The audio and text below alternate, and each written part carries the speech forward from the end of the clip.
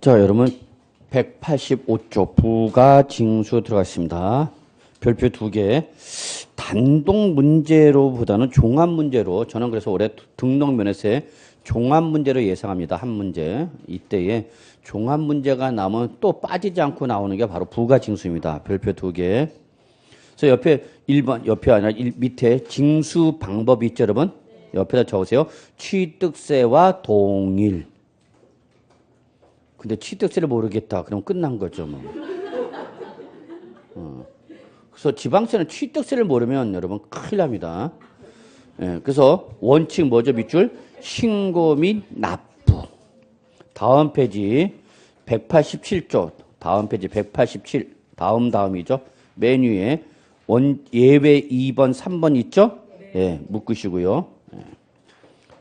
그리고 그 2번, 3번은 앞에다 적으세요. 취득세 역시 똑같죠. 내용이 완전 동일. 그래서 2번 예외 기한 후 신고, 예외 보통 징수는 이미 어디서 봤다? 취득세에서 봤던 겁니다. 그게 그대로 취득세를 뭐로만 바꿨을 뿐이야? 등록 면허세로만 바꿨을 뿐입니다. 그래서 이렇게 좀 보시고요. 자, 다시 앞쪽으로 오셔갖고요. 그래서 결론은 등록 면허세 어떻게 이제 납부할 거냐 그 얘기입니다. 이때 납부 방법에 관련된 내용이 바로 뭐다, 여러분? 부가징수다. 이때 이 부가징수는 중요도 시험 출제에 따르면 별표 2개 정도 표시하면 되고, 기본적으로 얘는 뭐와 똑같다? 취득세와 같다 그 얘기입니다. 그래서 결론은 취득세 부가징수는 취득세에서 보았던 것처럼 원칙과 그 다음에 예외로 구분한다. 그래서 액션은 항상 원칙 무슨 방법? 신고 및 납부. 예외 뭐죠? 보통 징수. 그리고 요 사이에 있는 게 바로 뭐다? 기한 후 신고인데, 이거는 제가 이번 기본 과정 설명을 드리지 않았는데 크게 신경 쓰지 않으셔도 되고요. 다음에 할 때 아주 적나라하게 설명을 드릴 테니까 너무 걱정하지 않으셔도 됩니다. 그러면 일단 기본 과정에서 여러분 꼭 기억해 두셔야 될 것이, 신고 및 납부는 항상 액션을 누가 취한다, 여러분? 납세 의무자가 액션한다. 요 보통 징수는 누가 액션 취한다? 과세권자. 이런 걸 구분하셔야 되는 거예요, 여러분. 그러면 여기는 납세 의무자가 반드시 언제까지? 신고 기한이 나온다. 그래서 신고 기한 이내 납세 의무자가 과세 편제세를 적용한 산출세를 어떻게 하라? 신고하고 and 뭐하라? 납부하라. 누가요? 납세 의무자가. 근데 여러분 거기 책을 좀 잠깐 보셔야 되겠네요. 한번 보시면은 거기 신고 및 납부의 양가로 1번. 자, 여기에 납세 의무자가 나왔는데 단어를 잘 보셔야 돼요. 밑줄. 등록을 하려는 자입니다. 자, 그럼 요와 꼭 비교할 게 있는데요. 적으십시오. 참조 적으시고요. 몇 페이지라고 적냐면 여러분 참조 146쪽 적어 놓으시고요. 146쪽 잠깐 와서 확인할 게 있어요. 취득세 부가징수 나왔죠? 자, 지금 제가 여러분들 보여드리고 싶은 건 뭐냐면, 양가로 1번에 오시면 취득세 과세물권, 자, 밑줄 쳐져 있나? 근데 벌써? 밑줄 쳐져 있죠, 벌써? 예, 그리고 뭐라 적겠어? 납세 의무자 적혀 있나요? 예, 안 적혀 있으면 적어놔야 됩니다. 취득세 과세물권을 뭐한 자? 취득한 자. 누구를 말한다? 납세 의무자예요. 근데 취득세는 취득을 한 자, 과거형으로 나왔어요. 그래서 취득을 하면 취득한 날로부터 며칠이네? 60일 이내에. 그리고 147조 다음 페이지 양가로 4번이 보시면 147조. 그 취득일로부터 60일 전에 뭐를 먼저 하려면 등기나 등록하려면 언제까지? 등기 등록하기 전까지로 돼 있죠. 찾으셨어요? 이게 기본이랬어요, 여러분. 그래서 취득세는 결론, 취득을 한 다음에 며칠이네? 60일 이내와 등기를 하기 전까지 신고하고 납부하는 거야. 오케이? 자, 그러면 다시 등록면허세 갑시다. 자, 등록면허세 185쪽 오시면요. 지금 제가 보여드리고 싶은 건 뭐냐면, 여기는 양가를 1번 보세요. 등록을 한 자야, 하려는 자야. 하려는 자, 이게 다른 점이야. 구분돼요? 취득세는 부동산을 취득한 후에 낸다 그래서 취득한 자인데, 등록면허세는 등기를 한 다음에 내는 것이 아니라 등록을 뭐 하려는 자로 나왔다. 하려는 자. 요거를 여러분 표현을 좀 시켰는데 요거는 과거형이라면 요거는 뭐예요, 여러분? 미래형이다. 아직 등기를 한 거 안 한 거? 안 한 거죠. 요게 차이점이에요, 요게. 요런 의미를 여러분이 아셔야 돼요, 정확히. 그러니까 취득세나 부동산을 취득을 하게 되면 취득한 날로부터 취득세를 신고하고 납부하면 되는데 등록세는 뭘 하려면 등기를 하기 전까지다. 그래서 여러분 거기 우측에 보시면 등록면에서 언제까지라고 되어 있어요, 여러분? 등록을 하기 전까지 박스. 그래서 취득세는 취득일로부터 60일 이내. 그리고 그 전에 등기하기 전까지. 그게 등록면허서라면 그냥 등기를 하려면 언제까지? 등기하기 전까지다는 얘기야. 그러면 결론은 등록면허서는 등기를 한 다음에 내는가? 등기를 하기 전에 내는가? 하기 전. 그래서 네가 등기를 하고자 하면 먼저 뭘 내야 된다? 등록면허세를 내야 된다. 그 얘기입니다. 그래서 취득세는 신고기한이 확정적인데 취득세는 신고기한이 뭔데? 확정적인데 등록면허세는 기한이 불확정적이다라는 게 특징입니다. 불확정적.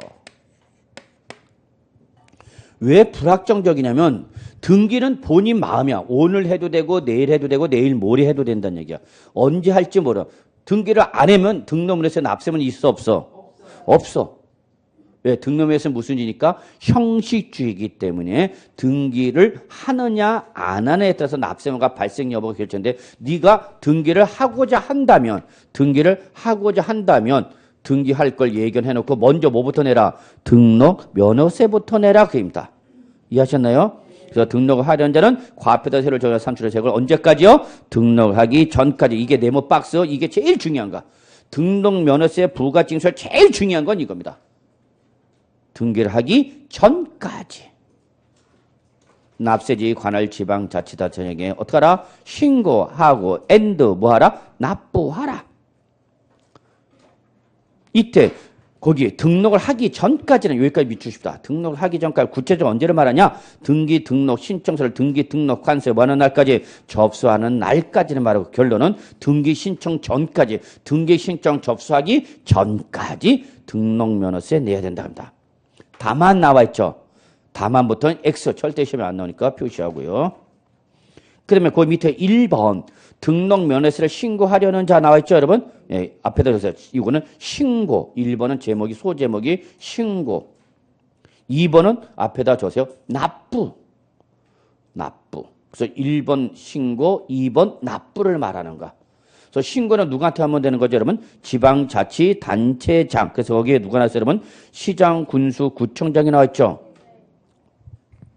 그 다음에 2번 지방자치단체의 금고 또는 지방세 수납 대행기간. 여러분 밑줄 치시고 은행이야, 은행. 그래서 서울특별시 같은 경우는 여러분 지방자치단체는 지방자치단체 공무원들 직접 돈을 못 만집니다. 다 현금을 취급 못하고 다 구자로 들어왔다 나가고 해요. 이때 구자를 관리해 주는 게 바로 금고입니다. 서울특별시는 우리은행과 대부분 시금고 계약을 맺어. 그러니까 서울특별시 돈의 입출금은 어딜 통해서? 우리은행 통장을 통해서 들어가고 나온다 그 얘기야. 그리고 거기 보면 지방세 수납 대행 기간 있죠. 그러면 우리은행에 전국에 다 있는 건 아니니까 서울특별시에 다 있는 건 아니니까 또 이 우리은행은 다른 은행과 바로 이러한 대리점 계약을 맺어. 그래갖고 다른 은행에서도 받아. 나 국민은행 가서 냈다? 그럼 국민은행이 어디로 보내주냐? 우리은행으로 다 보내줘. 그 우리은행에서 그걸 돈을 어디로? 서울특별시로 이제 돈을 입금하고 출금을 해주는 거야. 그래서 1번은 신고, 2번은 뭐야, 여러분? 납부. 그렇게 보시면 되겠고요. 다음 페이지. 양가로 2번과 양가로 3번 묶으시고요. 다음 페이지 186조. 양가로 2번과 양가로 3번 묶으시고요. 적으세요. 이거를 저는 뭐라 표현하냐? 과세 물건의 상태 변동.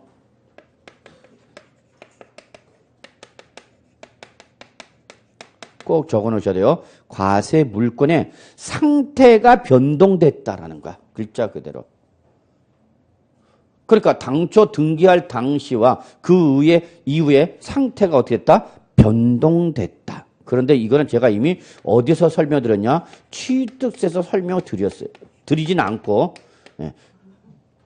취득세에서 언급만 했죠. 과세 물건의 상태 변동. 이거는 뭐와 똑같다? 취득세와 똑같다. 그래서 여기 양가로 2번과 양가로 3번의 특징이 뭐냐? 기한이 바로 확정적이다. 그래서 며칠 이내? 30일 이내입니다. 양가로 2번과 양가로 3번은 다 외우실 필요 없습니다. 여기는 등기 등록 전까지가 아니라 30일이다라는 게 가장 중요한 특징입니다. 다시 한번요. 양가로 2번과 양가로 3번 과세 물건에 뭐라 표현해서 상태 변동. 이때는 며칠 이내다? 30일 이내다. 원칙은 언제인데 등기하기 전까지지만 과세 물건의 상태가 변동됐을 때는 그 사유가 발생한 날 또는 중과세일로 바뀐 날로부터 며칠 이내? 30일. 요게 중요한가? 요게 키워드라는 거 잊지 마시기 바랍니다. 근데 이미 이건 어디서 나온 거다고? 취득세에서 나왔다고. 근데 제가 이걸 취득세에서 이번 1월 과정에서는 자세히 설명을 안 드렸어요. 나중에 3월 할 때 다시 설명을 드릴 거니까 좀 봐주시고요. 그래서 여기는 뭐가 중요하냐? 양가로 4번이 중요해. 신고의제. 그래서 등록 전까지와 두 번째로 중요한 것이 양가로 4번. 박스. 신고의제. 찾으셨어요? 예. 자, 같이 보죠. 신고의제 규정. 밑줄. 신고 의무를 다하지 아니한 경우에도 첫 번째 밑줄. 이때 신고를 다하지 아니한 경우 어떤 경우를 말하냐? 위에 적으세요. 무신고 또는 과소신고를 말합니다. 신고 자체를 안 했거나 신고는 했는데 어떻게 했다? 적게 신고했다. 그래서 무신고 또는 과소신고했답니다. 그런데 즉 신고라는 의무는 다 하지 않았지만 등록 면허세 산출세액을 여기 밑줄 등록 전까지 뭐는 했다? 납부하였대. 그러니까 결론은 이거야, 여러분. 뭐는 안 했지만 신고는 안 했지만 돈은 냈다 안 냈다? 냈다 그 얘기야. 그러면 결론 밑줄 신고를 하고 납부한 것으로 본다. 뭐 안 했는데? 신고는 안 해. 돈은 냈대. 그러면 돈은 냈으면 신고까지 한 거로 보겠다 그 얘기야. 이해하셨어요? 그럼 원래 신고를 안 했다. 무신고 또는 과소신고 적어놨죠? 그럼 원래 그 무신고 또는 과소신고에 대해서 뭘 때려야 되죠? 가산세를 때려야 돼. 결론 신고까지 한 거로 보기 때문에 결론은 마지막 말이 중요한가? 마지막 말이 신고인가? 따라서 이때는 밑줄 무신고 가산세, 과소신고 가산세를 부과하지 아니한다. 이게 결론이야. 신고의제 규정이에요. 제가 예를 이렇게 들어요, 여러분. 이해를 돕기 위해서. 자, 보세요, 여러분. 오늘이 아저씨가 월급 또는 돈 갖고 들어온 날이야.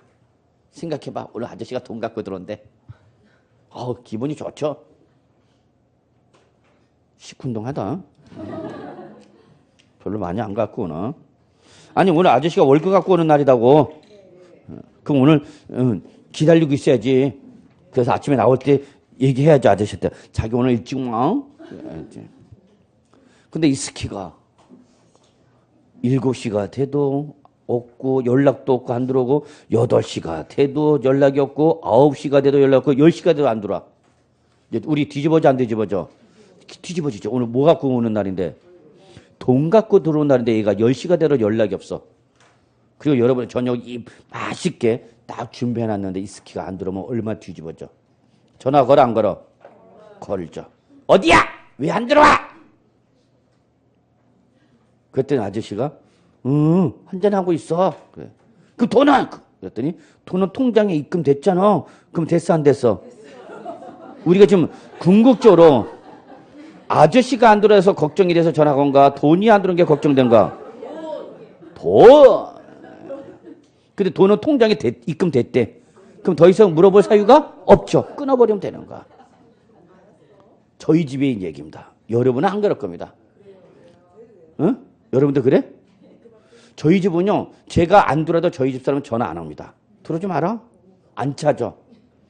근데 언제 전화가 오냐? 돈 안 들어오면 그땐 전화가 와. 뭘 또 그렇지야, 그렇지는. 돈이 들어올 때 안 들어오면 그땐 저한테 전화합니다. 야, 어디 돈 안 들어왔다. 예, 사모님 빨리 알아보고 전화 드리겠습니다. 충성, 그리고 빨리 알아보고 전화 줘야 돼. 문자도 빨리 30분 내 문자 연락 안 갔다. 이제 나는 죽음이야. 똑같아 이게. 누구도. 과세 관청도 똑같아.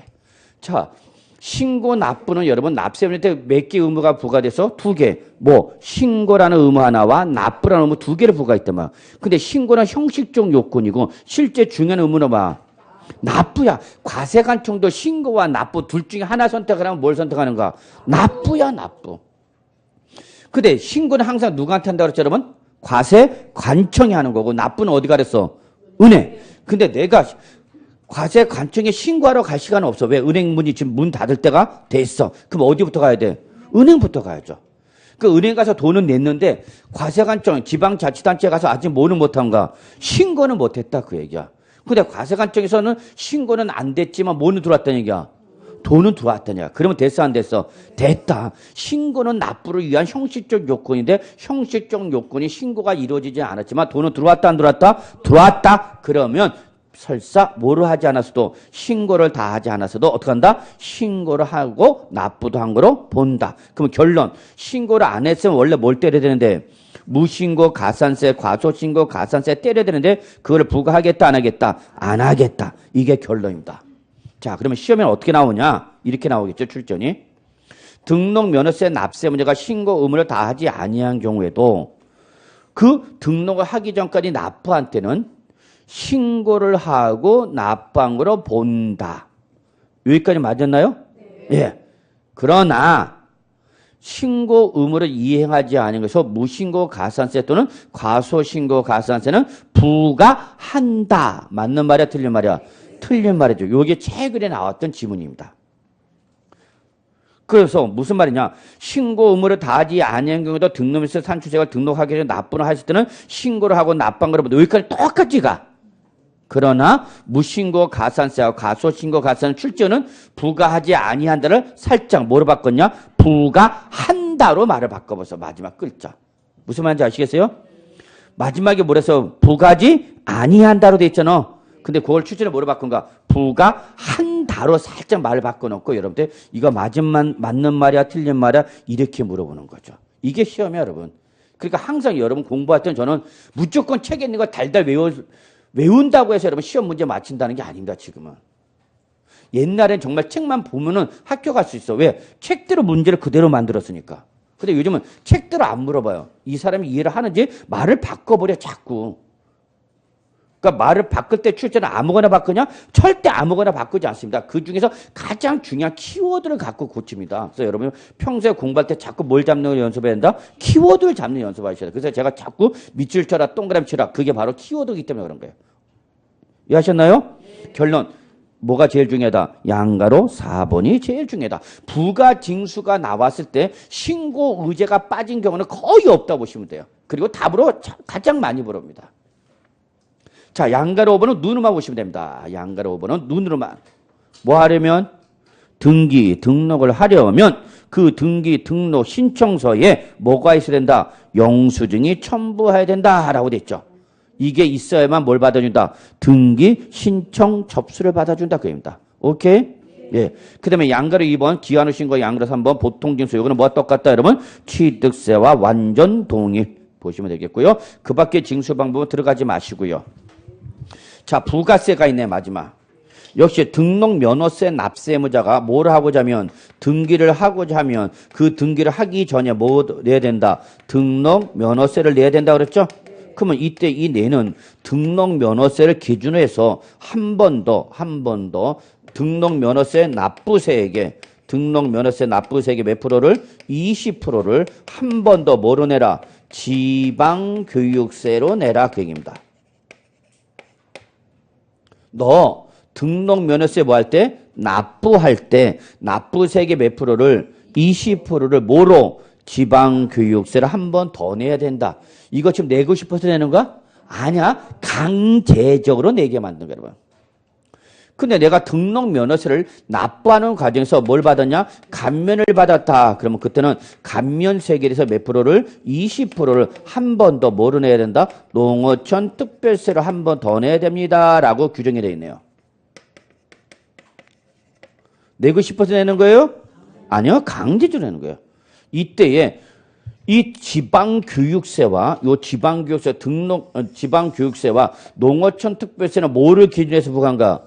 등록면허세 요 놈을 기준한 거죠. 얘 때문에 얘들에게 부과되는가?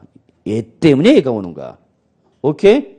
예, 이때에 요 등록면허세를 낼 때 한 번 더 내는 지방교육세와 농어촌 특별세를 우리는 뭐라고 표현한가 여러분? 부가세라고 표현한 거죠. 부가는 더해진 거다 그 얘기야. 그래서 얘는 무슨 과세라고 했어요 여러분? 이중과세. 등록면허세를 내는 사람은 이걸 근거로 해서 한 번 더 내야 된다고. 한 번 더 낸다고 해서 뭐라 표현한가? 이중과세. 이때 지방교육세, 농특세는 뭐를 기준해서 낸 거죠? 등록면허세. 요거를 바로 뭐라냐면 본세. 그러니까 본세.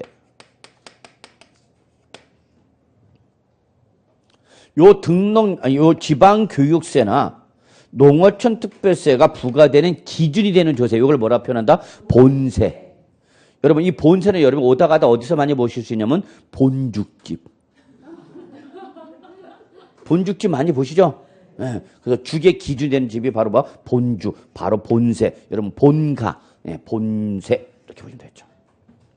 오케이? 예. 그리고 하나 더 감면색이 나면 선택의 여지가 없이 20%를 뭐를 낸다? 농어촌 특별다. 하여튼 감면색이나 무조건 농특세와 연결됩니다. 감면색이 나오면 무조건 뭐와 연결되는가? 농특세와 무조건 연결됩니다. 이건 농어촌 특별세법이라는 법에 의해서 강제적으로 내게 만든 겁니다. 그럼 100을 감면받는다. 그럼 100 감면 금액의 몇 프로를? 20을 농특세를 한 번 내는 거예요. 그러니까 얼마만 감면받는 거야? 실제는 80만 감면받는 효과 나타나는 거야. 그래서 최저 세금 얼마는 내라 그입니다. 예, 20%는 내라 그입니다. 요때 한 번 더 낸 세를 뭐라 한다고 여러분? 부가세. 그래서 부가세 항상 무슨 과세? 이중과세가 되는 걸 절대 놓치시면 안 됩니다. 됐나요? 예. 자, 그 다음에 우리 이제 어디 가냐? 재산세 넘어갔습니다. 조금 늦었네, 진도가. 198쪽 재산세가 있습니다. 자, 여러분, 우리 지금까지 부동산을 취득하는 거래 단계에서 부과되는 대표적인 지방세 요인 취득세와 등록면허세를 공부하였습니다. 비록 작년에 요 취득세와 등록면허세 합해서 5문제가 나왔지만 그냥 여러분은 올해 3문제, 1문제에서 총 몇 문제 나온다 봐라? 4문제 정도 나온다라고 보시면 될 것 같아요. 자, 이제 부동산을 뭐 하는 단계에서 보유하는 거죠. 자, 이때 보유하는 단계에서 부과되는 세금 3가지가 있는데 그게 바로 뭐죠? 재산세와 뭐죠? 지역자원시설세와 하나가 더 있죠? 뭐 종합부동산세가 있죠. 여러분이 좀 많은 관심을 갖고 좀 공부를 하셔야 될 것이 아닐까 생각하는데 자, 특히 보유 단계를 우리 넘어왔습니다. 이때 보유 단계에서 세금 몇 가지? 재산세, 지역자원시설세, 종합부동산세. 요거 어떻게 한다고요? 재지종이죠. 특히 주의할 사항은 취득세부터 어디까지? 지역자원시설세까지는 뭐고요? 지방세입니다. 그 다음에 종합부동산세부터는 국세입니다. 이때 재산세가 여러분 3문제 정도 나온다 보시면 되겠고요. 지역자원시설세는 안 나온다 보시면 될 것 같고요. 종합부동산세 1문제 정도 나온다 보시면 되겠어요. 그래서 역시 보유세도 합해서 몇 문제 정도? 4문제. 그래서 4문제가 가장 전형적인 일반적인 출제 패턴입니다. 근데 여러분은 지금 최근에 뉴스 등 지상 매스컴을 통해서 지금 현재 문재인 정부와 강남의 다주택자 간에 지금 현재 싸움이 벌어지고 있는 걸 아시나요? 엄청난 지금 싸움이 벌어지고 있습니다. 그래서 작년 2017년 8월 2일자로 정부가 주택 가격을 안정시키고자 부동산 대책을 발표했습니다. 며칠자로? 8월 2일자로. 그럼 그 부동산 종합 대책에 의해서 주택 가격이 특히 강남구, 서초구, 송파구 등이 가격이 떨어져야 되는데 떨어졌어요? 더 올랐어요.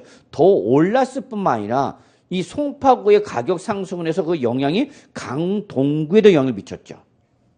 그래서 이번에 강동구도 주택 가격이 올랐다라고 나왔어요. 뉴스에. 특히 여기 둔촌동 바로 지금 현재 잠실의 송파구에서 지금 대규모 일어날 수 있는 데가 어디밖에 없어요. 이제 여기 둔촌동 재건축밖에 없죠. 그럼 거기 있는 세대들이 다 지금 나오죠. 거기 관리 처분계 인가 낳고 이제 입주 들어가 저기 뭐 이주할 차례가 됐죠. 이주도 끝났어 벌써? 1월 19일까지 했어? 오 그렇게 벌써였나? 아직 안 나갔는데? 18가구밖에 안 남았다고? 아니 여기 둔촌동 재건축 벌 다 나갔어? 왜 나한테 연락이 안 왔어? 거기 스키들 봐라. 아닌데 아직 살아있는 것 같은데 가봐야 되겠다 오늘 저녁에. 예? 아니요. 아닌데. 제가 확인해 보겠습니다. 그 대규모 공급이 확 나오니까 이주 나온 사람이 이쪽에 뭐 수요가 일어나는 거죠. 그러니까 강동구가 덩달아 뛰었죠. 그 다음에 강남구에는 뭐가 압구정동이 또 많이 뛰었어. 그러니까 그 압구정동을 조금 피하는 게 이제 올라간가 다리 건너간 거죠. 다리 건너간 게 뚝섬과 광진구 이쪽 성동구로 넘어갔죠. 또 성동구 주택가에 또 뛰었어. 뭔 소리 하고 있냐 제가. 그러면 안 돼요 여러분. 여러분이 부동산 전문가가 되실 분인데 주택가격 상승은 항상 예민하게 반응하셔야 되고 뉴스 꼭 보셔야 되는데 여러분 뉴스는 안 봐 이상하게. 보셔야 되는데. 그러면 결론은 현재 지금 주택 가격이 올라가서 안 올라가서? 올라갔단 말이야. 그러면 정부가 이것 봐라. 특히 분명히 작년 9월 19일 날 개정하면서 3월 31일까지 다주택자가 주택 양도 안 하면 이때는 2주택자는 10%, 3주택 이상은 20% 4월 1일부터 할증 과세하겠다. 양도세를 때리겠다. 했는데도 지금 팔고 있어 안 팔고 있어? 안 팔고 있어. 안 팔고 있어. 굿떡 안 하는 거야. 왜 안 팔까? 오르는 세금보다 뛰는 주택가격이 더 높다는 얘기지. 세금 더 때려도 300, 400만 원 더 때리게 때려라. 나는 1년 사이에 1억을 더 올려버리겠다는 얘기죠. 그게 다주택자들이 지금 마인드죠. 그리고 이 정권이 영원히 가냐? 나는 그렇게 영원히 안 갈 거라 본다. 버티고 있는 거죠. 그럼 이제 정부도 자존심 있지. 뒤집어져 안 뒤집어져? 뒤집어지죠. 이것들 봐라. 좋아. 그러면 마지막 카드가 뭐냐? 바로 여기죠. 거래세는 못 건드려. 자, 우리나라가 거래세는요. 거래세는 상당히 외국에 비해서 OECD 국가 중에서 높은 편이고요. 보유세는 오히려 낮은 편입니다. 그러면 지금 아직 매매가 됨으로써 양도가 되고 있으니까 안 되고 있으니까 안 되고 있으니까 이제 마지막 카드는 뭐야 여기? 보유세 올리는 수밖에 없어. 보유세.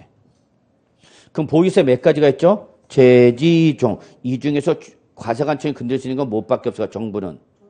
요것밖에 못 건드려요. 자, 요거 봅시다. 지금부터는 재산세와 종부세의 차이점을 아셔야 됩니다. 둘 다 공통점 뭐죠?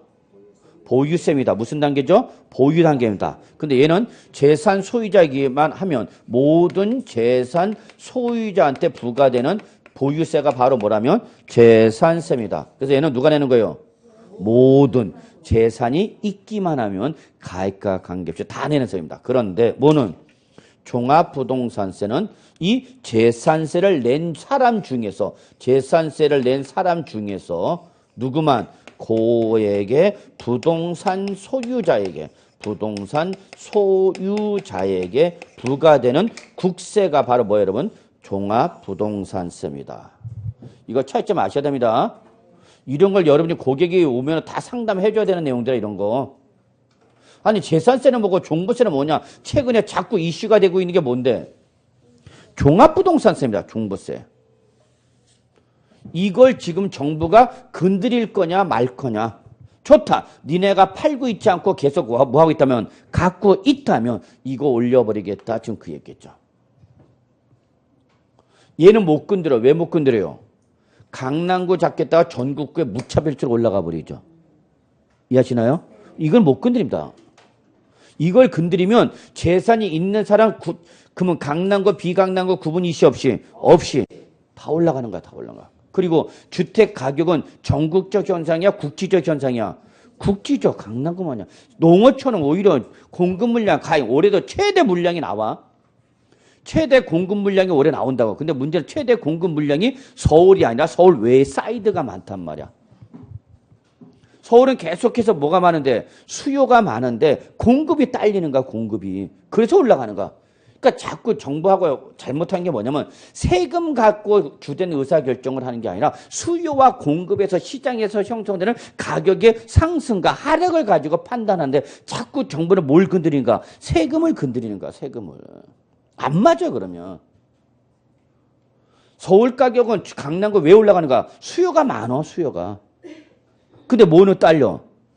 공급 물량 딸려. 이거 당장 재건축 들어. 음마 아파트가 철거되면 그만큼 물량이 없어지는 거야. 그럼 거기에 대한 충분한 뭐가 나와야 되는데? 공급 물량이 나와야 되는데, 공급 물량이 나와, 안 나와? 안 나오잖아. 안 나올 뿐 아니라 지금 건드린 게 뭐야? 재건축 연수 30년을 몇 년 후? 40년을 연장하겠다는 얘기야. 그러면 더욱더 물량이 안 나오죠. 그러면 지금 30년 음마 아파트 재건축 가격 올라가서 재건축에 대한 투기 수요로 인해서 주택 가격이 상승하는 걸로 보는 거죠. 그래서 30년을 몇 년을 들어버리겠다? 40년. 그러면 30년 재건축에 대한 수요가 떨어지는 거죠. 그럼 떨어지면 가격이 떨어질 거 아니야? 아니죠. 그러면 30년짜리 수요는 줄어들지만 몇 년짜리는 40년에 임박한 거는 오히려 초과 수요가 나오는 거죠. 얘들이 여기로 온다는 얘기죠. 30년대 수요가 40년대 수요로 올라간다는 얘기죠. 그러면 30년대는 가격은 어떻게 되고 떨어지지만 40년대 된 거는 올라가 버리는 거죠. 이게 그 유명한 뭐예요? 풍선 효과죠. 요 놈을 뿅 눌렀더니 요 놈이 뿅 하고 올라가는 거죠. 응? 응? 이게 풍선 효과잖아. 그래서 제가 볼 때는 정부가 발표하는 대책은 결론, 궁극적인 근본적 대책이 나올 수가 없습니다. 그럼 결국은 올라갈 수밖에 없다. 저는 그렇게 합니다. 당분간은. 아무리 정부가 뭐하고자 해도 누른다 하더라도. 또 하나 이슈가 되고 있는 게 뭐죠? 강남구는? 지금 학군제 때 문제죠. 교육제도 때문에. 그러면 특목고가 없어지는 게 아니라 완화가 돼버리면 결국 강남 8학군이라는 학군에 대한 또 수요가 일어날 수밖에 없다. 그러니까 강남은 계속 수요가 존재하는 거죠. 수요가 존재하니까 가격은 어떻게 하는가? 올라갈 수밖에 없죠. 그러면 여러분들이 부동 전문가로서 앞으로 어떻게 액션을 취할 거냐. 고객들한테 투자 의사결정에 대한 판단을 해줘야죠. 법률 하나 갖고 여러분이 하는 게 아니라 전체 흐름을 보시기 바랍니다. 이게 바로 뭐다 여러분? 재산세, 지역자본세, 이게 바로 뭐야? 종부세. 우리 이 세 놈을 어떻게 하죠? 재지종이라 하지요. 그리고 얘들의 관계를 꼭 기억해 주셔야 합니다. 재산이 있어요. 그럼 뭐가 부과돼요? 재산세가 부과됩니다. 이거 절대 놓치면 안 됩니다. 재산이 있기만 하면 모든 재산에 대해서 뭘 때려요? 재산세 때립니다. 그러면 그 재산세가 과세가 된 부동산 중 일정한 금액을 초과하는 누구일 때는요? 고액의 부동산 소유는 다시 한번 뭐가 부과돼요? 종합부동산세가 부과돼요. 그러면 이미 잘 보세요. 재산세가 과세가 돼 있는 상태에서 다시 뭘 때리니까? 종합부동산세 때리니까 종합부동산세니까 이 고액의 부동산은 세금이 몇 개가 부과돼요? 2개. 저 하얀 선이 뭐와? 재산세와 노란 선이 뭐가? 종합부동산세가 부과된다. 이거는 뭘 의미하는 거예요, 여러분? 이중과세를 의미하는 거죠. 그럼 이중과세는 세법상 원칙 금지니까 허용이니까 금지니까 요 종합부동산세를 과세하는 부분에 대한 뭐를 반드시 빼내야 돼? 재산세를 빼내야 되죠. 재산세. 이 재산세를 안 빼내면 무슨 과세가 된다고 여러분? 이중과세. 아, 여기서 종부세에서 이거 갖고 더럽게 어려운 문제 만들어내요. 결론 종부세 한 문제 나왔는데 역대 종부세에서 가장 난이도 높은 문제로 나옵니다. 그래서 작년에 공인중개사 부동산 세법, 공시법, 특히 세법 다른 데는 난리 났었습니다. 아작났어, 소위 말해서. 어설피 공부한 사람도 아작났다고.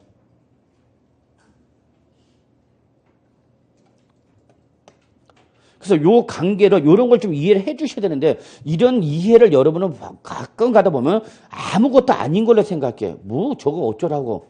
난 규정 하나 더 외우는 게 더 중요하다. 그런 분도 계셔요. 천만에. 그 규정은 출전에 어떻게 하니까? 고쳐. 고친 걸 여러분이 찍어야 돼. 찍으려면 기본적 마인드가 나와 찍지. 그래서 여러분 요게 재산세, 종부세 관계라는 걸 잊지 마시기 바랍니다. 꼭 요걸 떠올리시고요. 자, 198쪽 보시면 재산세 의의가 있습니다. 시험에는 안 나오지만 여기서 우리가 지금까지 공부했던 취득세, 등록 면허세와 다른 엄청난 차이점이 발생하는데, 자, 밑줄 토지, 건축물, 주택 밑줄 쫙. 이게 뭐죠? 부동산이죠. 부동산. 그럼 이게 지금 취득세, 등록면허세 차이점가 있어요, 없어요?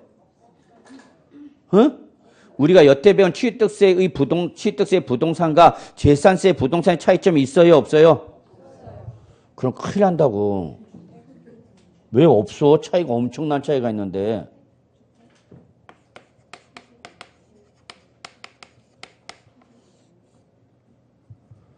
취득세나 등록면허세에서 말하는 부동산은 뭐였어요? 토지와 건축물이었어요. 그리고 이게 일반적인 부동산의 범위죠. 그런데 어디로 오면 보유세로 오면 재산세가 아니라 보유세야. 보유세로 오면 부동산의 범위가 토지 그리고 건축물 그 다음에 이 토지와 건축물에서 뭐를 주택을 별도로 구분해서 뭐가 나온다? 주택이 따로 나옵니다. 이게 엄청난 차이점입니다. 저는 솔직히 강의를 하면서 여러분한테 규정 하나 외워라 이거 외우는 게 중요한 게 아닙니다. 세법을 그런 식으로 공부하면 나중에 큰일 납니다. 세법은 제가 여러분한테 누누하게 강조하는 게 뭐야? 결론은 뭐랬어? 돈. 세법의 결론은 돈입니다. 그래서 부동산이 보유세로 넘어오는 순간 범위가 달라져서 토지에서 주택 부속 토지를 포함한 거예요? 제외한 거예요? 제외한 겁니다. 제외한 거예요. 건물에서 주택 건물을 포함한 거예요? 제외한 거예요? 제외한 겁니다. 이런 기본 개념을 모르니까 출제는 말장난치는 거에 당한다고. 뭐 법규 규정 하나 외우는 게 중요한 것 같아요? 주택 건물과 주택 부속 토지를 뭐하여? 제외하여 얘는 따로 뭘로 구분한다고요? 주택으로 따로 과세한다고요. 이게 보유세에서 엄청난 취득세, 등록세와의 다른 점이에요, 여러분. 그래서 거기 토지, 건축물, 주택 밑주셨어요? 뭐다고요? 부동산. 그다음 밑줄 선박 및 항공기, 기타. 그래서 재산세에서 말하는 재산은 부동산과 기타 재산 두 가지로 구분할 수 있다는 얘기예요. 그리고 동그라미 여기는 가장 중요한 키워드가 뭐예요, 여러분? 소유입니다. 여기서 키워드는 소유. 한마디로 말해서 재산세는 재산의 소유. 취득세는 뭐였어요, 여러분? 취득이었어요. 등록면허세는 등기 등록이었어요. 재산세는 뭐로 바뀌는 거예요? 소유입니다. 이게 가장 중요한 키워드입니다. 재산의 소유에 대해서 밑줄 누구한테? 소유자에게 이렇게 하나씩 연결시켜야 됩니다. 자, 성격 봅시다. 아주 중요하죠. 1번 뭐 나왔죠, 여러분? 보유세. 이게 바로 취득세, 등록면허세와는 다른 점이 있죠.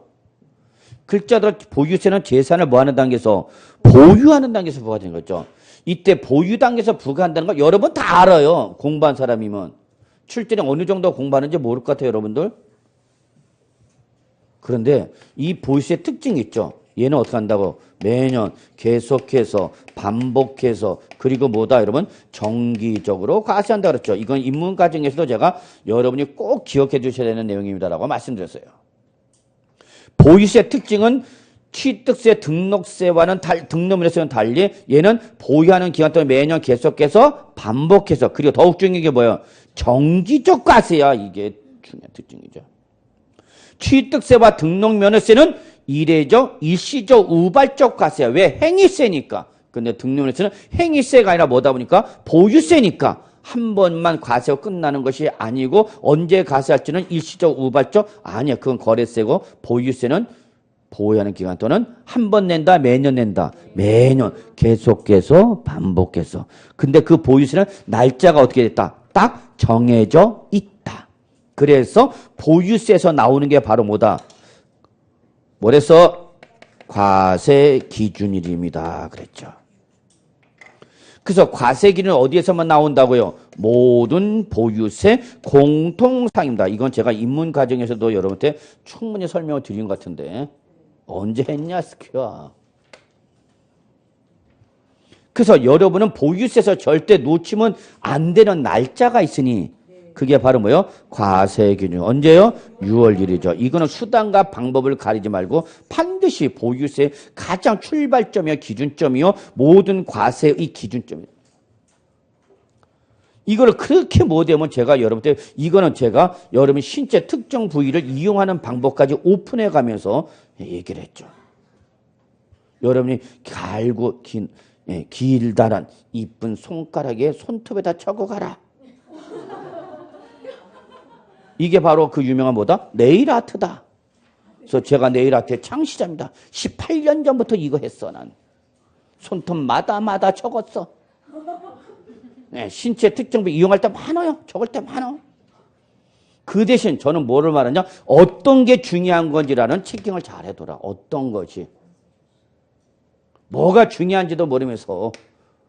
그래서 요거는 여러분이 보유세에서 절대 놓치면 되는 말이야? 안 되는 말이야? 안 되는 말이야. 그러다 보니까 재산세는 무슨 방법밖에 없다? 보통 징수 방법밖에 없습니다. 뭐가 없다고요? 신고, 납부가 없어요. 보통 징수밖에 없어요. 그러니까 이것도 시험에 나오는 거잖아. 시험에 아무거나 나오는 게 아닙니다, 여러분. 시험에 이렇게 나오네요. 다음 중 부동산을 보통 징수 방법에 의해서만 부가징수는 재산세로 옳은 거 골라보시오라고 했어요.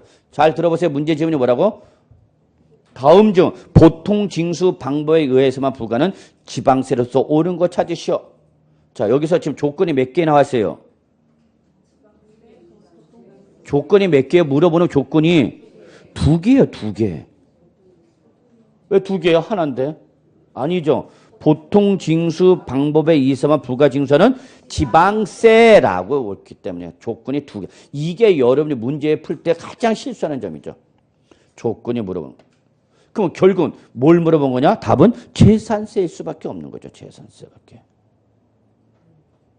그럼 왜 그 뭐지? 이게 바로 재산세의 중요한 특징이니까 물어보는 거예요, 여러분. 이해하셨습니까? 네, 꼭 기억하시기 바랍니다. 그 다음에 2번. 재산의 소유자의 인적사항을 고려함이 없이 재산별 개별 과세 밑줄 대물세죠. 적으세요. 원칙. 원칙이 뭐야? 대물세입니다. 뭐가 원칙인지 예외인지 구분하셔야 돼요. 그러나 써져 있네요. 뭐 별도 합산 과세 토지와 종합 합산 과세 토지는 소유자별 합산 과세는 밑줄 뭐라고 됐어요? 대인세. 대인세가 예외입니다. 그러면 여러분은 원칙인 대물세와 예외인 대인세의 이 차이점을 아셔야 되는데 차이점이 나와 있네요. 뭐랬어요, 여러분? 대물세는 재산별로 개별 과세하라. 그런데 대인세일 때는 어떻게 하라? 소유자별로 합산 과세하라. 이런 차이점을 명확하게 구분하고 계셔야 된다. 저는 이런 거 얘기하고 싶은 거. 이런 걸 명확하게 구분하고 있어야 된다. 그래야 말장난이 안 넘어간다고요. 그럼 이것도 설명드렸었죠, 제가. 자, 갑시가 A 재산가, B 재산가, C 재산 몇 개를 갖고 있다 가정해 봅시다. 3개를 갖고 있다라고 가정해 봅시다. 그랬어요. 그러면 이때에 이 대물세와 대물세와 대인세의 차이점을 아셔야 됩니다. 그랬어요. 그러면 대물세라는 것은 뭐래서? 과세 물건별로 어떻게 한다? 개별 과세하는 걸 말합니다. 그러면 지금 재산별로 개별 과세 물건별로 어떻게 한다고? 따로 하나씩 과세하라 그 얘기죠. 그러니까 대물세는 몇 개 나오는가? 3개가 나오는가? 3개. 이게 바로 뭐예요? 대물세예요. 그러니까 여기는 갑이 갖고 있는 게 중요한가? 재산이 중요한가? 재산이 중요한가? 재산이. 누가 갖고 있느냐가 중요한 게 아니라 재산이라는 게 중요해요. 개별로. 근데 이거를 무슨 세로 과세라고 그래요? 대인세로 과세라. 그럼 뭐 하라는 얘기야? 사람을 봐라? 물건을 봐라? 사람을 보라는 얘기야. 대인세. 보는 관점이 다른가? 그러면 몇 개냐가 중요한 게 아니라 이거 다 누구 거라는 게 중요한가? 갑 거라는 게 중요한가? 갑 거라는 게. 그러면 대인세는 몇 개를 갖고 있느냐 관계시 갖고 라면 다 뭐하라고? 합산해서. 합산한 거에서 뭘 때리라고? 대인세. 그래서 대인세는 몇 개 나와? 대인세 몇 개 나와? 하나 무조건 다 납세별로 합성한. 이게 차이점이야. 그리고 대인세 때는 항상 더 무슨 세를 정하는가? 누진세. 이거 절대 놓치면 안 됩니다. 대인세로서 무슨 과세하면 합산과세에서 합산한 가액이 크면 클수록 어떤 세를 적용하라? 누진세를 과세하라. 이게 바로 대인세의 가장 중요한 특징입니다. 이걸 놓치고 대인세를 말한다? 말도 안 되는 거예요. 이런 기본 개념을 아셔야 돼요, 여러분. 그래서 대인세 구분과 대물세 구분이 이런 차이가 있기 때문에 얘를 대물세로 과세할 거냐, 대인세로 과세할 거냐, 이런 게 달라지는 거야.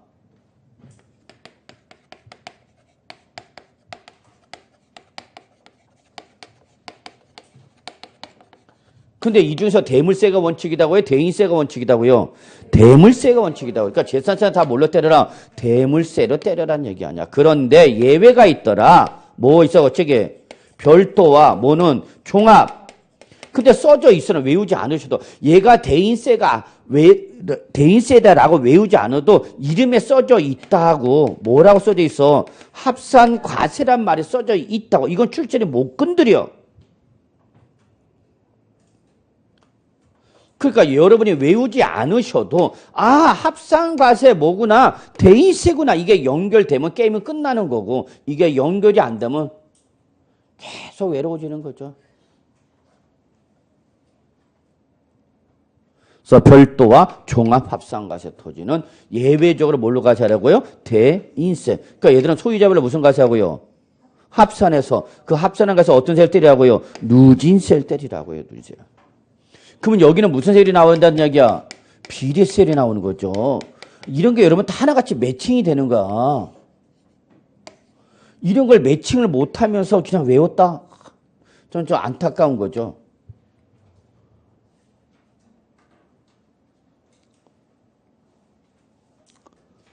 그냥 조문 하나 외우려고 저는 하라 그러고 싶지는 않아요. 그래서 재산세는 다 무슨 세율 나오는 것 같아? 개별과세, 비례세율. 그런데 예외가 있어. 진짜 짜증나. 뭐는? 주택은. 주택별로 무슨 과세인데? 개별과세인데 얘는 비례세율이 아니라 얘는 누진세로 과세합니다. 이놈은 또 튀네? 뭐는? 주택은. 자, 제가 아까 보유세에서 일반적 부동산은 토지와 건축물인데 어디로 오면 보유세로 오면 뭐가 뛰쳐나온다? 주택이 뛰쳐나온다. 왜 나올 수밖에 없는 이유가 다 있어요. 그래서 주택은 주택별로 개별 과세하지만 얘는 무슨 세를 적용해요? 누진세를 적용합니다. 그럼 재산세는 대물세니까 다 뭘 적용하는데? 비례세를 적용하는데 예외적으로 주택과 그다음에 뭐 별도와 뭐는 종합상가세는 무슨 세율로 과세한다고요? 누진세로 과세. 그래서 얘들이 바로 뭐가 되는 거예요? 바로 얘들이 종합부동산세 과세 대상이 됩니다. 엄청 중요합니다. 종부세에서 계속 최근에 시험에 나왔던 게 이겁니다. 뭐가 나온지도 모르면서.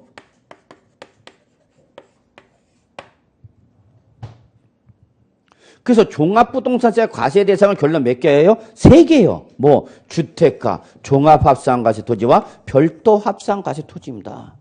그래서 이걸 여러분한테 제가 기억하라. 어떻게 외운다? 주종별이라 하지요. 그래서 여러분은 어느 별에서 오신 천사님이라서 주종별에서 오신 천사님들입니다. 그러면 주종별에서 오신 천사님들은 재산세에서 하나같이 무슨 세로 과세해드린다고요? 누진세로 과세해드린다고요. 전체 흐름을 보셔야 됩니다, 여러분. 재산세 조문 하나 외워라가 중요한 게 아니라 전체 흐름을 보셔야 됩니다, 전체. 그래서 결론 내겠습니다. 재산세는 대물세로 가셔야 돼. 예외적으로 대인세가 있는데 이 대인세로 나오는 게 뭐고? 종합과 별도. 근데 이건 외울 필요가 없이 써져 있어, 안 써져 있어? 써져 있다고. 뭐라고? 합산과세한다고. 그럼 합산과세가 무슨 세율을 정하니까 당연히 누진세율이죠, 뭘. 그러니까 기본 개념을 알면은 자동으로 연결되는 건데 기본 개념을 모르면 이게 연결이 안 돼. 연결이 안 되니까 무조건 외우려고 그래. 자기는 바삐 외우지. 왜 외워야 하는지도 모르면서. 그러면 주택은 합산과세야, 개별과세야?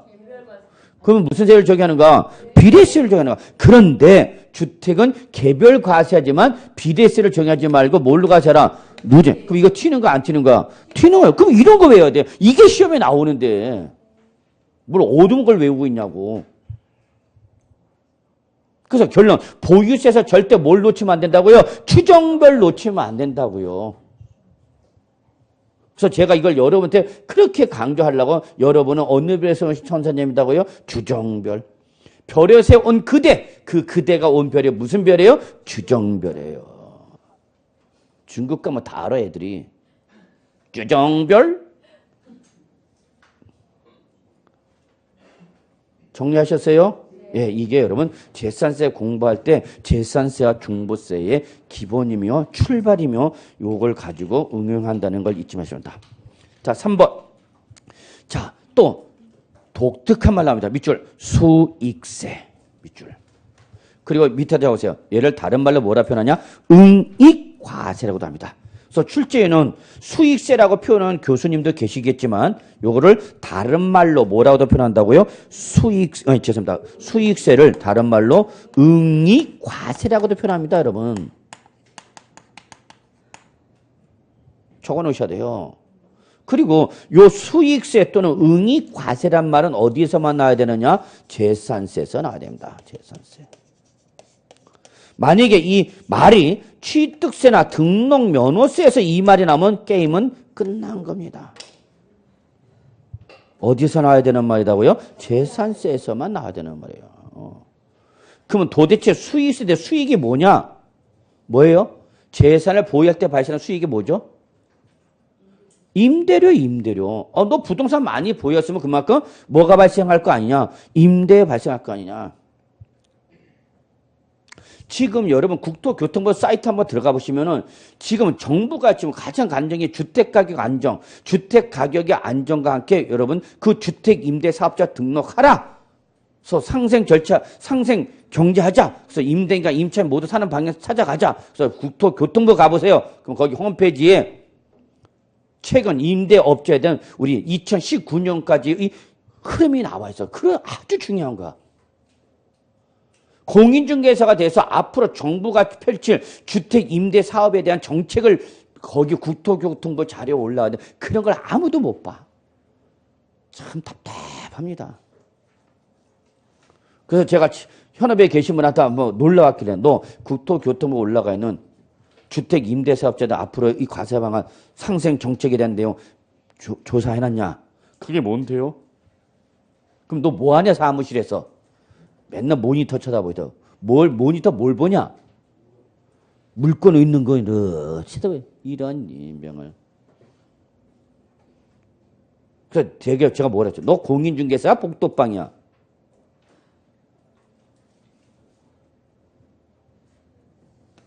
거기 정말 중요한 소스 올라가 있어. 그래서 앞으로 정부가 부동산 정책, 특히 주택 정책, 임대에서 어떠한 정책을 펼칠 거라는 게 로드맵이 나와 있어. 아주 중요한 건데 그런 걸로 안 봐요. 그리고 맨날 뭐 생기면 그때나 전화 걸라고 물어봐. 이 새끼 전화 걸지 마. 그래. 네가 공부해. 여러분 시간 나면 한번 들어가 보세요. 이건 정말 중요한 건데. 그래서 여러분이 공인중개사 되시면은 자, 누구와 거래할 수밖에 없어요? 임대사업자 거래해야죠, 임대사업자. 임대사업자를 잡아, 여러분, 고정비 뽑아. 임대는 두 가지로 구분할 수 있죠. 뭐와? 부동산과 뭐로 구분할 수 있어? 주택. 이때 서민들의 주거생활 안정이 가장 근간이 되는 게 뭐야? 주택. 이거 얼마나 중요한 부동산 종합대책이냐고. 정부 정책이 나와 있는데도 안 봐.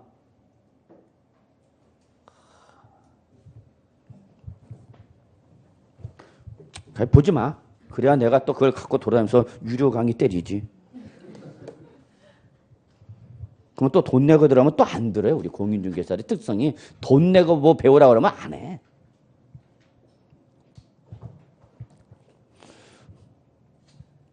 주식에서 주식 투자 기법 하루 오전 9시부터 오후 6시까지 특강료가 250만 원이야. 1인당. 금융투자협회에서 강의를 하면서 주식 투자 기법 강의합니다. 돈 벌 수 있는 방법 특수 기법 말씀드리겠습니다. 250 내세요. 올까요, 안 올까요? 예? 엄청 합니다. 엄청. 250명, 200명 강의실 꽉 찹니다. 근데 재밌는 건요. 그 50분의 7, 8, 거의 80% 이상이 고령자입니다. 70대, 80대 돈 있는 분들 오신다고. 돈은 있는데 재테크할 관리 능력은 없으신 분들이 몇 억씩, 몇십억을 운영하는 분이 돈 250, 그분들은 껌값이야. 250만 원 내고 내가 훨씬 돈 벌 수 있는 걸 배운다면은 250이 아니라 500이라도 내야지 무슨 소리야. 와요. 근데 공인중개사 대상으로 해서 실무특강 꼭 아셔야 됩니다. 저도 강의를 하니까 6시간 하루 종일 강의하니까 2만 원만 내세요. 안 와. 안 와. 그리고 하는 댓글 올리면 뭐라는 줄 알아요? 무료 강의는 없나요? 자료만 얻을 수 없나요? 그래. 자, 여러분 봅시다. 그래서 여러분 마무리하겠습니다. 수익세 재산을 뭐함으로써 보유할 때 뭐가 발생해? 임대소득. 임대소득을 뭐로 보는가? 수익. 그래서 얘는 그 임대료에서 과세하는 거죠. 이걸 여러분 출전이 수익세 그러면 아는데 어떤 교수님은 수익세를 다른 말로 뭐라고도 표현하는데 여러분 응익과세야. 그러면 취득세 등록세 이 말에 나올 수 있다고 그래서 없다 그래서 그러면 취득세 등록세 뭐가 나와야 돼요 대신? 그렇죠. 응능과세죠. 이런 거 구분해야 돼요 여러분. 출전도 요거 한 글자 고친다고 여러분 정말 저는 이런 거 강조. 출전도 그냥 말짝 치는 거 많이 고쳐 안 고쳐 한 글자 고쳐. 요 이자를 능자를 이자 고쳐놓고 여러분들 이거 맞아서 틀려서 있다 이런 물어봐. 요즘 문제 특성이야 이게. 아무리 조문 다 외워봐야 소용없다고 출전 딱 키워드만 고친다니까 여러분. 마무리하겠습니다. 수익세 또는 응익과세란 말은 어디에만 나온다고? 재산세. 이 말이 어디서 나오면 취득세나 등록에서 나오면 더 이상 읽어볼 필요가 있다고 없다고요? 없다고 무조건 틀렸다고. 왜 틀렸다고요? 여기는 응능과세다고요. 그러니까 저는 여러분들 이런 거 좀 구분 잘하라는 얘기야. 책에다 표시라만 좀 잘해라고. 출전 이걸 건드릴 텐데 안 돼, 막 그냥. 왜 이렇게 어려워요? 자, 199쪽 과세권 잡시다. 왜? 내가 더 급해. 자, 재산세 과세권자. 밑줄 납세지 관할 시군구 밑줄 갑니다. 요것도 특징이죠. 재산세는 누가 부과한다고요? 시장, 군수, 구청장입니다. 이게 또 취득세 등록면허세와는 다른 점이죠. 다시 복수해봅시다. 취득세 누가 부과한다고요?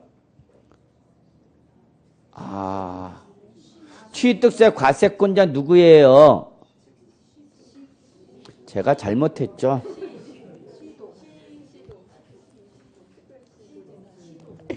아이고. 고생했어요. 알았어. 고생했어요.